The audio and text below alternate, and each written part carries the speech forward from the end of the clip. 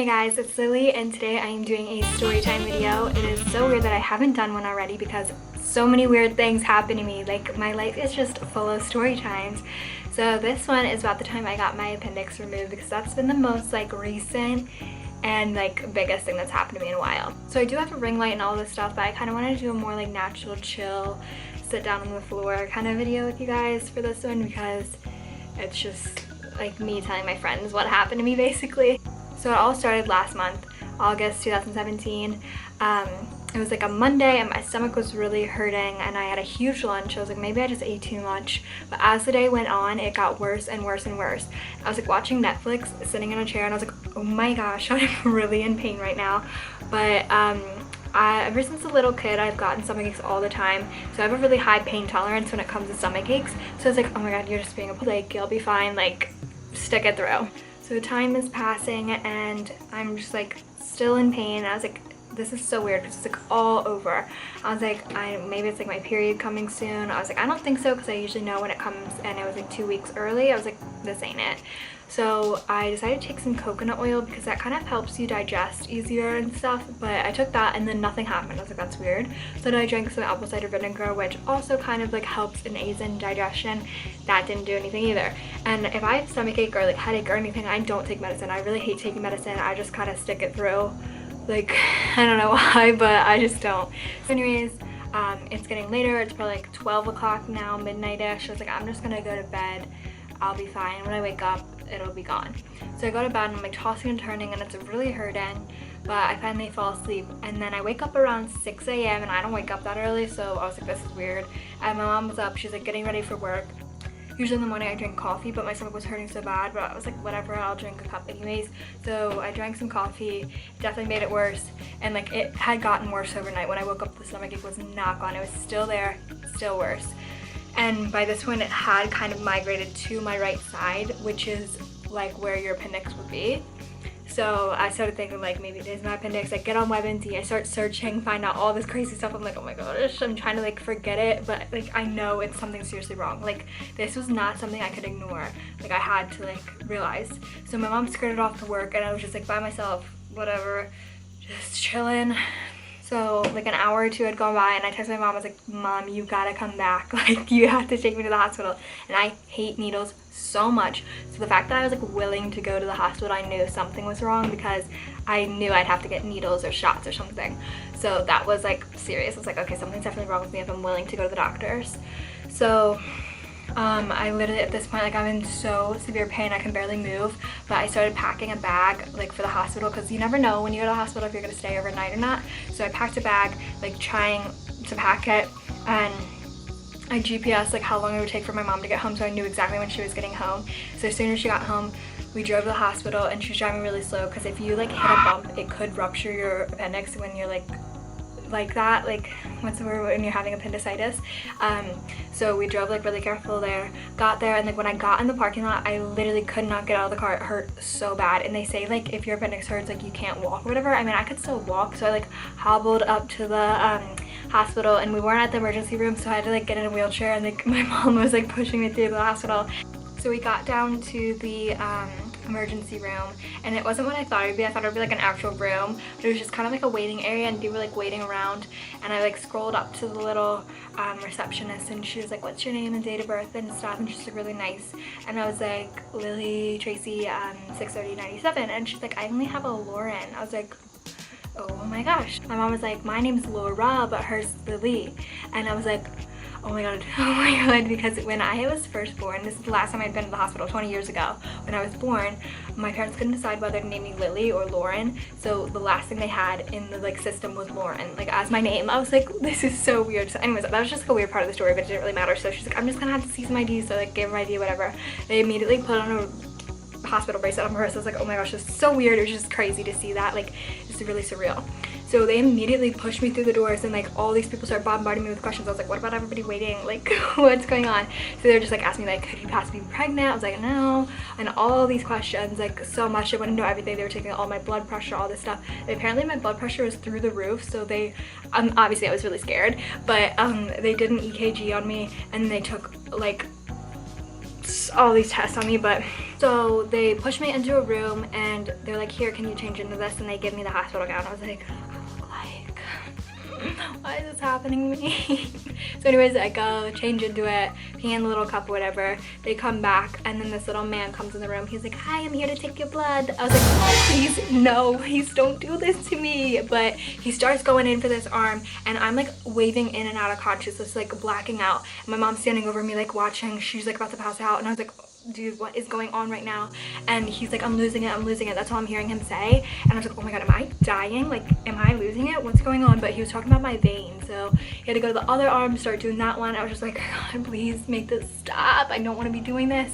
But anyways, he finally got it in. They start taking so much blood, like literally vials like this big after vial, like so many of them. And they came back and they're like, the white blood cells in your blood is like really, really high. So you definitely have some sort of infection brewing. Something's brewing. I was like, is it a storm? What are you talking about? Something's brewing.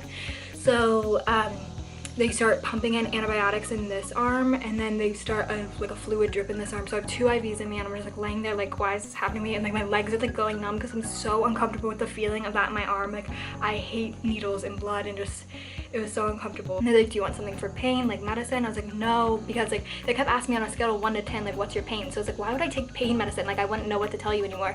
But they did give me like something to like relax because my anxiety was like insane. I was so freaked out. And like it's terrible, like I would start like crying and hyperventilating when they try to get more blood. I was being really immature, but I hate it.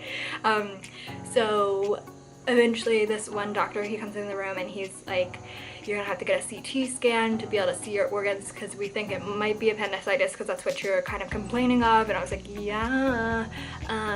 So they're like, a CT scan. I was like, oh gosh, I really didn't want to do that because like I said, I don't take medicine. So this is like a really high form of like radiation that they put in your body and I really just didn't want to do that, but I knew I had to. So I had to drink these huge like things of contrast solution, which is like this highlighting liquid that like highlights your inside so they can see inside of you. And I really would have rather drank tequila with a straw because it was disgusting. It tastes like melted plastic. Yeah, so it was just so gross, but I chugged it down and then they went and took me into the CT scan room and they put me in the machine and then they turned something through your IV. It's like the radiation or whatever, and they said it might feel like you're peeing. I was like, okay, well it didn't, but it's like a warm sensation, literally just goes like pours down your body. It's so weird feeling. And then that was over and then they rolled me back in the room and after a little bit like they looked over the scan. They were like, yeah, your appendix is really inflamed, we're gonna have to remove it or else it's gonna rupture. And thank god it didn't rupture because that would have been a whole other story, like just terrible. So I'm really relieved it didn't burst. So after that, it was kind of just a waiting game, waiting for the surgery people to come get me. And my mom was really scared for me, but at that point, I like literally left my body. I was like, me, surgery? No, that ain't me, that ain't me.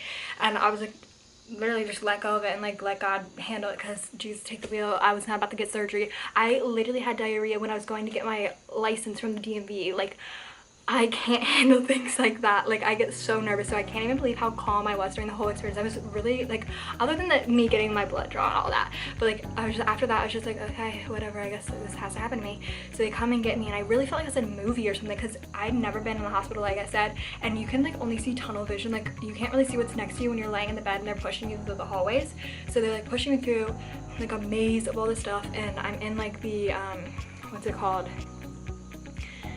so I'm in like the recovery room, like getting me prepared, and people had just come out of surgery, were laying in there. I was like, oh my god, this is so scary. They put like some sort of medicine in my arm and I was like feeling real faded after that. I was like, okay, they were like taking everything. You don't have any piercings, do you? Any of that stuff. Took off my glasses and my parents were like, see ya. And actually they weren't. They were like, oh my god, they were scared. So she was like, it's gonna be all good, like whatever, kind of describing the, she was just kind of describing the surgery to me, and I was like, okay, like whatever, do whatever you gotta do. So I do remember them wheeling me into the operation room and they had all these people standing around me. I remember it was so weird. I could hear them talking about me. I like wasn't in my body though. Like I saw everyone moving around and it was just like so weird. Next thing I knew, I woke up and I was by myself. I thought someone would like come up to me like, you did great, your surgery's over, whatever. But no, I was literally by myself. I looked around like I was in that recovery room again, but no one else was there. I was like, this is freaky.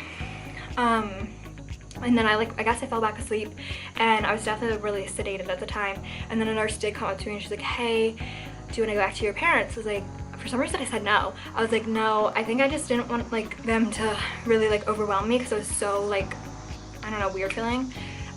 So I guess I fell back asleep, and then when next thing I remember, they were pushing me back to like this family, but I didn't have my contacts in or my glasses, so I couldn't really see, but I knew it was my family. I was like, what's going on? And they were looking at me weird. I was like, dude, those ain't my family. I think they were like trying to give me away like babies. You know how they mix up babies sometimes? I felt like it was that. So then they did wheel me to my right parents, and then they started putting all this stuff on me, like cuffs and IVs again, and like there's so much stuff on me. I couldn't even move. I literally couldn't get up without them having to unplug stuff. So I slept there overnight, but I really didn't sleep at all because it was just so loud and annoying. You know how hospitals are, and people are just coming in to check on you every like few minutes. So I was still in a lot of pain, and then I slept there overnight, woke up in the morning. I just wanted to get out of there, go back to my own house, but they were taking a while to discharge me. I'm not really sure why, but then when they did, I literally felt like the day of liberation. Like they wheeled me out onto the curbside to get picked up, and the sun was shining. I was like, praise Jesus, I made it. I'm alive. I'm out here living, no appendix. What's Gucci? But yeah, that was the story about the time I got my appendix out. Recovery, if you guys are watching this, if you got your appendix out, it took me about a month to really feel better. I still can't sleep on my stomach, which I hate because I am a stomach sleeper or like a side sleeper, and that's about it. I still get stomach aches. I thought this would be like the miracle that made my stomach aches go away, but it wasn't. Still get stomach aches.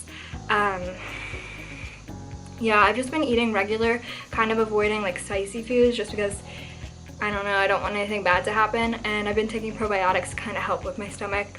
But yeah, that was it. If you guys want to hear more about my life, comment below, and I have many story times to share with you guys, unfortunately.